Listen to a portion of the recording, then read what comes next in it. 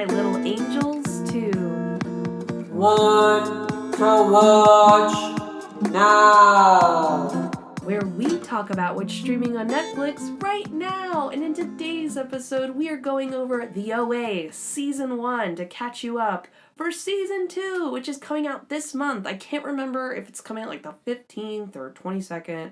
It doesn't really matter. I'm going to be talking about it as well, but this will give you guys kind of like the brush up of what it is and why it is such an amazing show. In fact, actually, the first season totally took my breath away. I cried a ton. I actually watched it multiple times, which is rare for me when it comes to Netflix shows. You might enjoy it, but you don't really feel compelled to watch it multiple times.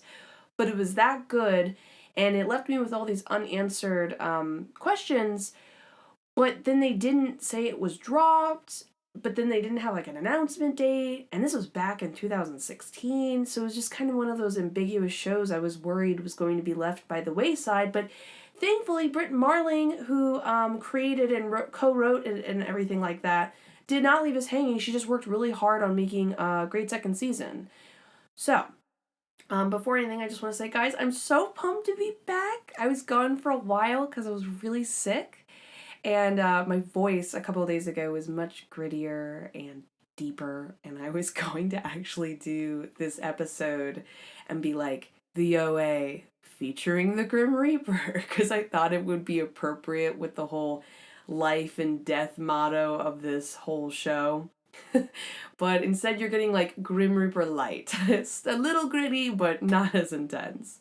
Anyway, just saying I'm happy to be back and pumped to talk about this. Now, like I said, this show was directed and created and written by Brit Marling and her partner Zal, I'm going to say this wrong, Zak Batmanglij. Apologies if I'm saying that wrong, probably am. That's what I do on the show. They are a wonderful, wonderful inspiration. I really wish they were spoken about more. Their projects they create are one of a kind. They are a great inspiration because they always know how to do a lot with just a little. That includes set design, money, even the story idea. They do a great job of these sci-fi weird world building mystery. You're never quite sure. That's like a common thing that they do in their stories is like, is the main character full of shit? Or were they really telling the whole truth all along, and it kind of suspends your disbelief? And I would say the OA is for sure that. But I would say they're a great inspiration because, like, okay, so kind of a little bit of background with Brit. Before she's, like, was in anything, really, she was auditioning as an actress, and she wasn't getting any work. But in addition to struggling to find a place for herself in the acting world, she wasn't really auditioning for anything she really liked. You know, she was just hoping to get a job and, like, earn some money like anybody. And she was like, you know what? Fuck this. I'm, taking my life into my hands, and I'm going to write what I would like to act in and see. Which is pretty admirable, because I think it's really hard to have one talent, let alone multiple. Because, like, maybe you're an okay writer, but then there's, like, the ability of how to tell the story in general, or like the concept's good but you can't tell it, or pacing, and then directing. And I mean, she's truly a master of many trades, and that already in itself is like a crazy feat. But in addition to this, at the time, her and Zal had like no money. They were incredibly broke. They were just, like you and me. And what they would do is they would go to the store, to the Apple store. And the rule back in the day, I don't know what the rule is now, is that if you return a MacBook Pro within 3 weeks, you can get all your money back. So they legitimately just kept buying laptops, editing their movie on the program, like on iMovie or whatever, and then would take everything off the computer, return it, and they did this on like multiple credit cards so they could obviously save hordes amount of money that they just didn't have to film and edit and put together the movie they had. And then they, by some miracle, got it out. I don't know if it went to Sundance or whatever it was, but it's an incredible movie. And just to kind of like, I think it's just worthy just to give you a little background of that movie. It's amazing. It's called Sound of My Voice. You really should go watch it. I'm just going to spoil it because it's worth spoiling. Um, this journalist gets into wanting to learn about this cult. Obviously, he thinks the leader who says she's a woman from the future is full of shit, but he ends up getting really sucked into it and kind of half like she's a very charismatic, so you're just kind of sucked into this cool, interesting cult story life. And she always makes them do these particular hand movements, which is also common in the OA. It's like a common thing with Brit Marling. She loves her little sign language handshake type of movement with the significance. And she wants to meet this little girl that happens to be in this guy's class. I guess he's like a teacher too or something. And he gets contacted independently by the FBI being like, this lady's crazy, which is assumed because she's like a cult leader. This is her daughter. We've been trying to, find her. If you have information, set it up so we can get her. But when she meets this little girl for the first time, and the little girl makes it very clear that she's never met this woman. So if she is supposedly her daughter, if that's the case. Now, the woman says that this daughter is not as actually her daughter, is actually, because remember, this lady's from the future. The little girl is actually her mother, who will be the one to save the earth when like the apocalypse, like World War III happens or something. It's going to happen in like 15 years or whatever, and she's been sent to the past to help prepare people for this. And so when she sees the little girl, at this point you kind of think it's all full of shit, that you think she's crazy, and then her and the little girl do the hand movements and synchronize, and even the little girl goes, how do you know those hand movements? And she's like, you taught me. And you learn, holy shit, maybe she is from the future. And then before you can have any questions, like the FBI comes and takes her away. And it's just a really great movie by itself. Like I said, that it's, okay, I'm tripping over my words. Okay. So you get the idea of how like amazing it is as a plot line and story development. And this is what I want to talk about the next thing before I go into the plot itself. So Britt and Zal have a tendency to write these really crazy plot lines. So crazy that if I just pitched it to you, you might think it's another kind of free form, young adult, hip show, CW, corny, bad acting. You might not take a second to look at it. To be honest with you, if I had been pitched some of these ideas, I would probably have not given a second look, but when I went into the OA, I didn't know what it was going to be about. And so what's so great that you're going to have a great time enjoying anything content-wise made from them, but especially the OA, is the way the story is told. You're kind of told like a combination of 3 different stories all intertwined. You get told them at different times, and you're just so compelled by these individual stories. You often forget that they're still like minor puzzles a part of the whole. And by the time you get introduced to the crazy sci-fi shit, you're so in it that you're fully accepting. And she does a great job, and that's another thing. When at the end of Sound My Voice, her and the little girl both do the synchronized hand movements, and you realize they're not just like, because even in the cult, he's taught to do these synchronized hand movements, and you just think it's a cult thing, that it's like a form of controlling and like being a part of the group type thing. You don't know that it has actual significance, that it's a code, that it was handed down. And so it's the same thing in the OA with the hand movements, actually coincidentally as well, that the hand movements have a significance, that our main storyteller, what's her name again? Nina, or OA, is actually building up to a bigger idea. And yeah. So, amazing storytelling. Now, let's go into the plot. Basically, it is about this main character, Nina, and we get introduced to her. She's being picked up by her parents from the hospital. She has been found, her parents, she was apparently a missing person. She had been abducted when she was like 16, so she's probably at this point like, I don't know, like 24, 22. It's been a really, really, really long time. And when she sees her parents, and this is what I'm talking about, how great the storytelling is, and you're just already captivated, she pulls away and she's like, I don't know these people. And the parents grab her hands and have them touch her face. And she immediately knows who they are, and the nurse is very confused. And the woman explains, well, this doesn't make sense, but our daughter would have never recognized our face because she was blind when we knew her. We don't know why she can see now. That's already in itself a mystery. How is she alive? How did you find her? She'd been abducted, and now she can see. It's already within itself a story. Now, these parents are quite religious and kind of, for the majority of this time period in the present tense now, are very overwatchful of her. She, on the other hand, has different plans. She's been changed. And not just because she was abducted. I'm sure, like, your first thought is like, oh my god, she was abducted. Terrible things happened to her. I won't even go into anything to, like, trigger anybody. But she's different because she seems like she has a purpose. She starts to weirdly gather, almost with, like, an unexplainable significance, both for her and the people. Because she doesn't pick them being like, I know it's you. Your name has been in my head. It's like they're drawn to each other without explaining. But she slowly builds up a group of, I think it's like 5 people, and they're totally different. Like, none of them run in the same circles. Some of them have like different age groups and sexes and everything and backgrounds, and none of them should have anything to do with each other in school.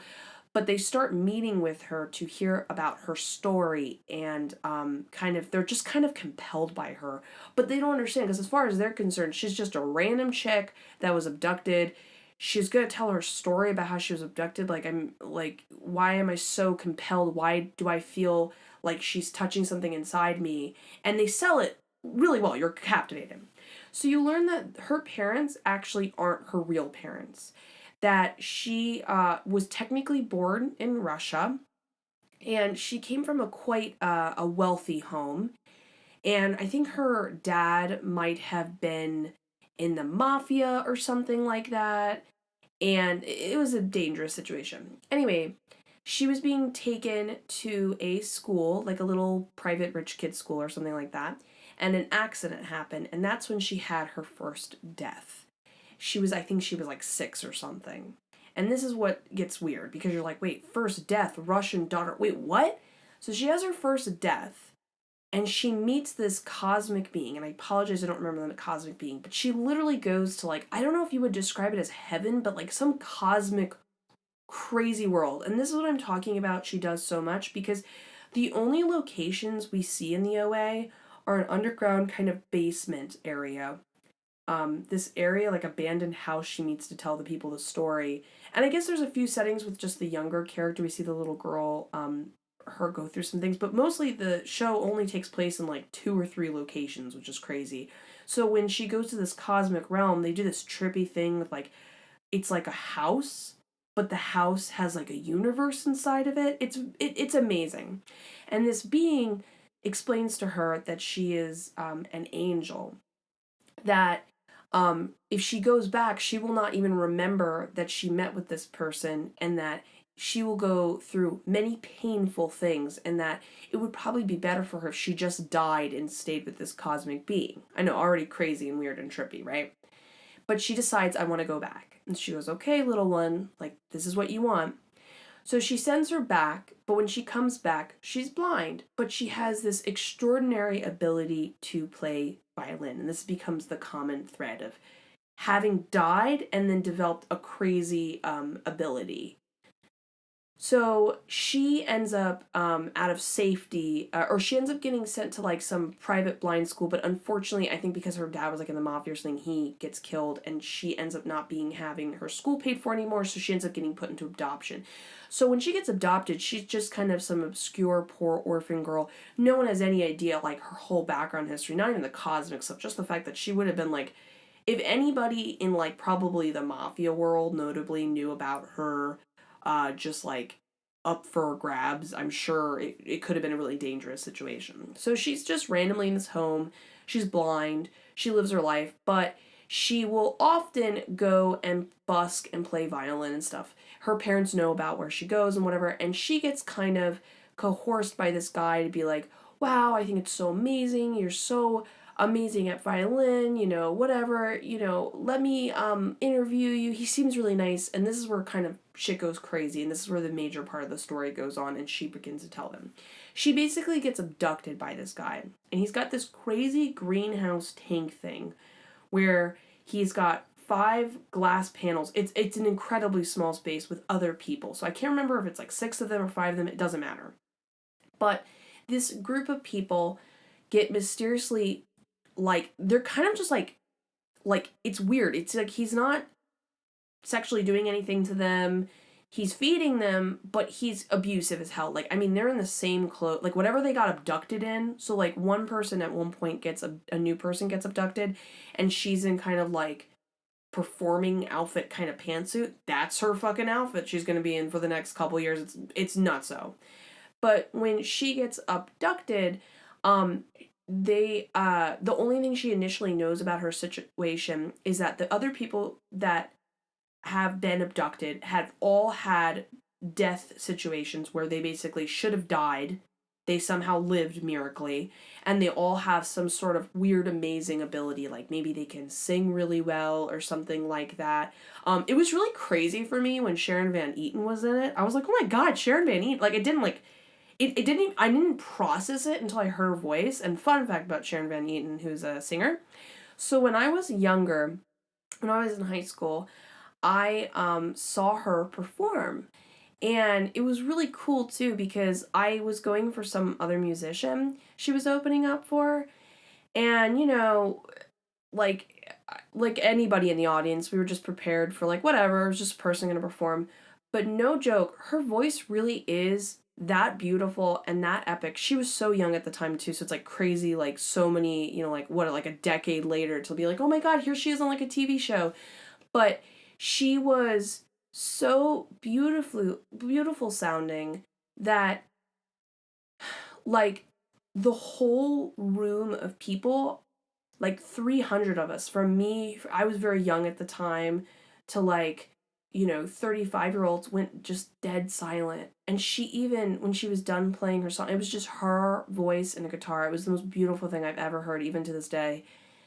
That she even finished her first song and she gave like a little giggle out, and she was very shy initially, and she was like, wow, I've never heard that many people be quiet at once. And the whole time she performed, it really truly was like a spiritual crazy event in my life, because I've never experienced a crowd that just didn't push each other, was so quiet, dead silent. Listen to her. I mean, she really is, she was a perfect example of someone who's supposed to have this angel-like, quote unquote, amazing voice. Like she really does in person. Like it's crazy is all I'm saying. So anyways, what they end up learning from a little bit of trial and error, because obviously they eventually start to work together, get to know each other, they find out that this crazy guy who's abducted them is taking them to a room and murdering them. This is so dark and scary. But he gives them some sort of pill or something, so they don't feel it, and then they don't remember anything. But what happens is he kills them, and then they come back to life, and they don't know why at first. At this point, they don't really know why this happened. They just think they're humans that have all coincidentally experienced this. But they will die, and then they will, by themselves, as like weird supernatural beings, come back to life, and then he will ask them what they've seen, what they've experienced. Over time, through trial and error, and this is like where it gets crazy because it gets very detailed in the lore and the history, and this is the information our main character Nina is telling the people in the abandoned house that she's collected in present time. She's telling them the story of this is what happened during the time that she had been kidnapped. She's not even telling her parents about what had happened to her. But they learn how to stay awake, act like they're drugged, and basically endure being murdered alive, which is so fucking dark when you think about it. And they eventually learn that when they die, they kind of go to a middle ground space that's not quite heaven, but they eventually learn why they keep coming back to life. They learn that they are angels, and Nina takes on the name the OA, which basically means the original angel. I can't remember why she specifically is the OA, but I guess she's the important one or something. And if you are able to remember, and that's the important thing, you need to die being aware that you died and then coming back alive, like it has to be a cognitive thing, you can come back with this quote unquote movement. Now, in simplified terms, it's just like almost a fanciful sign language with like a big dance movement. It's like I really loved the crazy movements she came up with, but these movements are like a form of a language. And the only way, I think it's actually really clever because it's like if these are crazy supernatural beings, basically essentially they're angels, but they're described in a much more, like, I don't know, if angels are real, wouldn't they be much more complex than just like a person that looks humanoid with wings that can come down? Like, I feel like it would be crazier, more like alienish or like really weird and supernatural. And wouldn't it make sense that the way they communicate is like fourth dimensional? It goes beyond just pure just sound, just words being created. And when each one of them die, they all are able to kind of come back and create these movements, but it takes them years to fully understand the movement that they need to make and be able to understand what order they go in. They even talk about how they create a language for themselves to be able to express and understand the movement that they're doing.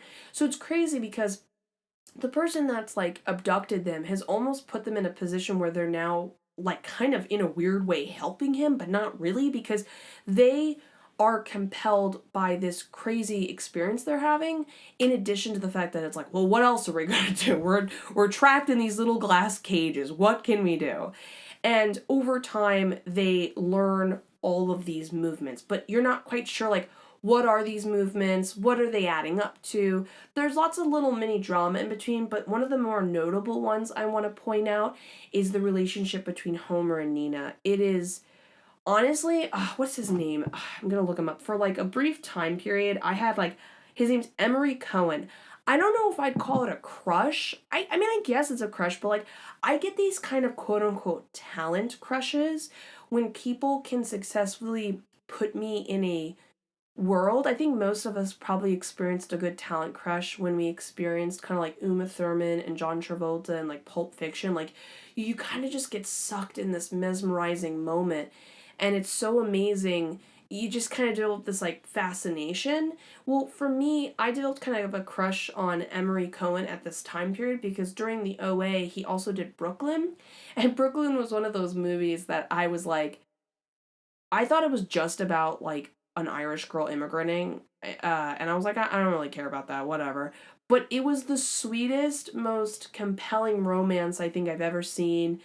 The chemistry between them was just amazing, and like I can't get enough of when people do a great job acting. And so he did such an amazing job when he basically gets put into a position to kind of betray OA at one point, and he has kind of like an emotional breakdown, or the first time they only touch one time ever, and they even talk about how they had known each other for like 9 years. They were next to each other, inches apart for that whole time period, and they had never touched once. And so that one time they touch, it's like almost orgasmic, but it's not in the way you think. So just the whole relationship between them was just so compelling and amazing, and I think it went beyond just like romance. It's like this crazy, unique, weird situation between the two of them.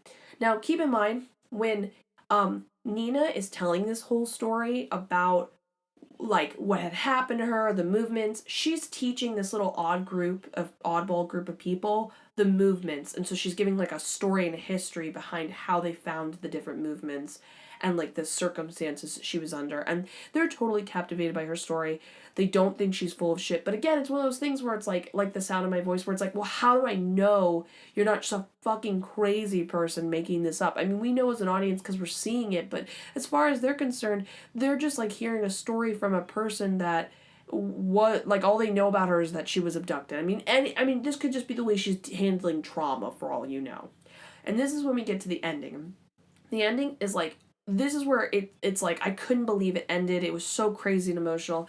But basically the sheriff comes by and his wife or something is sick or dying or died or something, and he puts the crazy guy in at gunpoint and be like, fix this. I know you do weird shit. I know you have people captivated here. Like, I'm gonna put you in a position of getting arrested.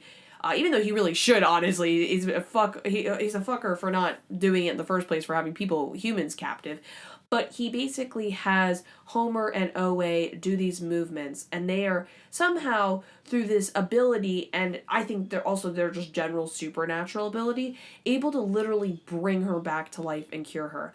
And she actually gives them the last movement and explains that I don't know if she was necessarily an angel herself, or rather a cosmic being I think what she explained was that a cosmic being had told her that movement, and explained that later in her life she will need to tell this specific movement to these people. So she knew she needed to give it to them. And the unfortunate thing is the sheriff and her are happy to see each other, the wife and husband, but the crazy person shoots both of them, kills them, and he separates Homer and her, and he unfortunately rips her out from them and kind of rips them apart. And there's this feeling of like, is Homer okay? Are the others okay? You don't get an answer because she ends up, I can't remember how it happens, but she basically gets reunited with her family and taken out of captivity because of this shittiness of him getting the last movement. As far as he's concerned, he's like, you could think of as he's not Satan, he's not like a demon or anything, but in a way he is, because he's literally like murdering angels over and over again to get some sort of cosmic power or hidden message that he honestly did not earn or deserve or anything like that. So at the very end, and this is where it gets like really, really, really emotional, as far as, you kind of are sitting there thinking, okay, well, the story behind her whole in general captivity is the most compelling. How am I going to like give a shit about her telling this story and building these connections with these like random people? Well, she ends up having to get separated from that group of people, so they kind of disband a little bit. It's almost as if, like, why is this ending?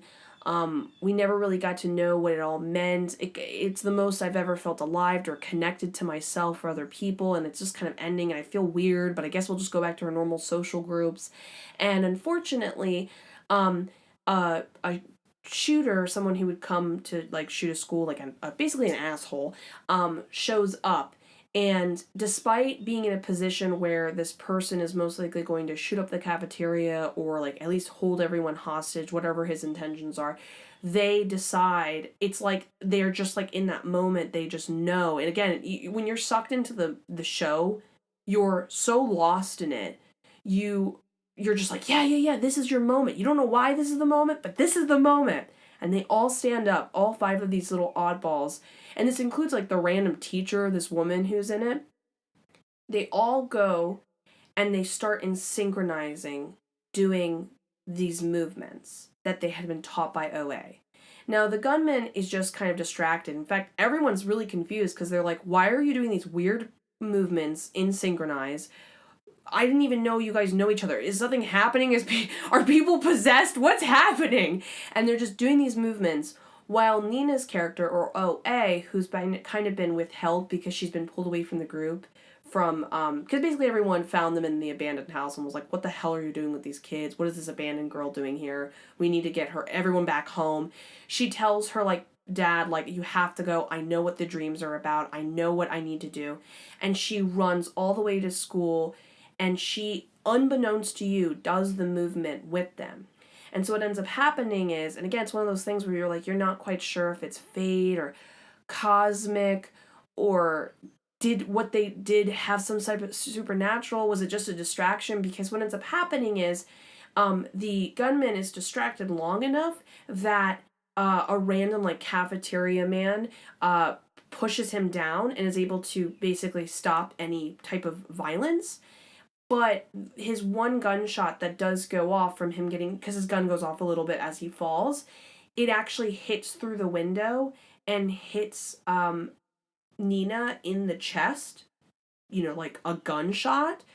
And you can't help but wonder, like, okay, did their superpowers working all together, was that what stopped that moment? Did they perform a supernatural act? Was it just a distraction? You're not quite sure, because the next emotional moment happens where Nina's basically in a position where, sorry, I'm like getting a text message. You're in a position where she's on a gurney being taken out saying like, guys, I'm so proud of you. Like, don't you see the signs? And they're crying because they think she's dead. And you're left in they're like, please don't leave me. Like, this is like, we did it, but this is like, it's like they had a sense of guidance in their life, a sort of connection, a touch to something most people don't even know how to ask for or know what it is. It's very emotional, very spiritual. If you're someone who like connects to that type of stuff easily, I think you'll definitely like cry your eyes out like I did. I mean, I don't know, you don't have to be very spiritual to just give a shit about these people, but they get like they are left chasing after the ambulance. By the way, love the fact that they were all in burgundy, like a beautiful coincidence. Kind of, they're all in unison, they're all together, they're all one. And she's taken in the ambulance, but this is where the big one ends and the big questions start. When she, quote unquote, it seems like she might have died, we only see a moment of her breathing, opening her eyes in a white room we recognize earlier in the season, but we don't see the white room, we just see her face, and we hear her say, Homer? And you remember, she was pulled away not that long ago from Homer, so we don't know, did she meet up with Homer? Is he currently dead, but he's going to wake up alive and they're meeting up in the same room? Is she dead? Is she finally free?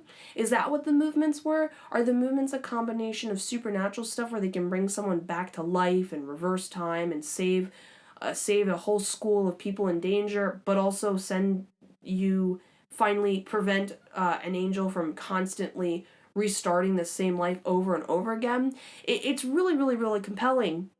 Now, I love, and I'll just do like briefly talk about the second season, because obviously I'm going to do a whole podcast for it, but from the trailer, our girl is no longer Nina. She kind of resurrects her life and is a whole new person, but not from like starting as a child, but starting as the age she is. It's just obviously she doesn't remember any of her life from that lifetime.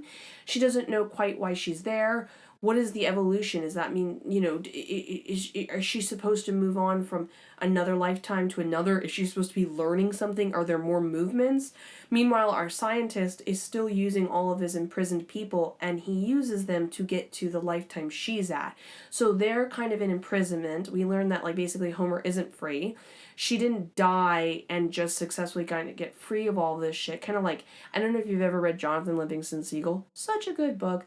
But it's kind of described as like, it's like a metaphor for reincarnation, and there's different levels that you can reach. He describes different beaches further up in the sky, and there's kind of like more white and ghostliness the higher up you go.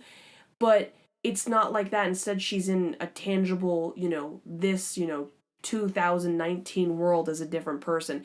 It's just really compelling. There seems like there's even more interesting characters that are gonna be introduced that I'm really excited about. I'm totally down with them. I'm excited that they got the previous people, just like Emory, like I said. I can't express it enough. It's just really an amazing, amazing, amazing show, and I hope I did it justice by expressing it.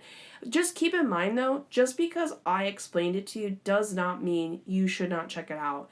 Like, these podcasts are meant to be a combination of, like, if you just want to listen to a couple episodes in a row, it's just like, hey, I'm hanging out, we're talking about movies, we're talking about theories, maybe I save you some time and I just explain it to you and you check it out when you want. But sometimes I'm going to really make it clear that no matter what I give away spoiler-wise, it does not take away from the journey. The journey is the biggest part of it, and it's worth experiencing. So you should definitely check out the OA the first season, but the way that they're setting up the second season, as long as you have this background, you kind of understand the gist of the constant dying and living and what she went through as someone who was captive. I mean, she was captive for like 9 years, and then she now is living a whole different life. I mean, like, you're going to be kind of fucked up, you know what I mean? I'm really curious how she'll respond in that way. This is just a totally different side note, but I'm kind of curious how they're going to portray it, and if they can portray such an intense, weird feeling, because, so this is like a weird thing, this is like a personal thing, but I've been experiencing this weird thing over the last, like, couple months. I've been experiencing these very, very, very intense dreams. I'm almost for certain they are not reincarnation. They're not real. They're totally just dreams, but they are incredibly detailed and long. And when I say long, they can be anywhere up to 2 weeks to maybe 10 years, I think is the longest I've lived in a dream. And when I say I'm living for 10 years, I mean like I'm waking up and going to sleep and dreaming in the dreams. So when I wake up in the morning, I cannot express to you the level of fucked up I am. I am so disoriented. Like, I fully understand the wife from Inception. Like, you just are so convinced you're this other person, you have this whole different life, that it's just very, very, very, very, very disorienting and overwhelming, and it takes a long time for me to kind of like click back and be like, I'm here, I'm in this reality. The only thing that's nice I will appreciate about these dreams is my boyfriend is usually always like, his name is like in the dream. Like, he's like, I know who he is even in my fictional life. And keep in mind, when I've lived these fictional lives, I've lived as a 16-year-old, I've lived as like a 40-year-old mom, like I've lived like multiple lives. When I'm living these, his name's familiar enough so when I come out of it, at least he's like a connecting dot and I'm not so disoriented. But I'm just curious how they're going to express an idea, because this girl did live an entire fucking life before she transitioned. So it's really cool and interesting and super sci-fi and it really compelling and amazing. I can't see what they do. Wait to see what they do further with the story. I'm sure Brit and Zal are just gonna kill it and do a great job. But yeah. Guys, if you liked this, please give it a like, a subscribe, 5-star review on iTunes, all that positive good stuff. I'm actually now uploading stuff to YouTube as well, so you can listen to this podcast on Spotify, SoundCloud, iTunes, and now YouTube. So you kind of can get it anywhere, but definitely follow me on Twitter. I have it in the link description below, so you can guys get all the updates and send me requests. I'm actually watching the order right now. I'm really happy I am. I don't want to spoil it, but it's so worth the watch. Anyways, guys, I'll talk to you in the next episode. Bye!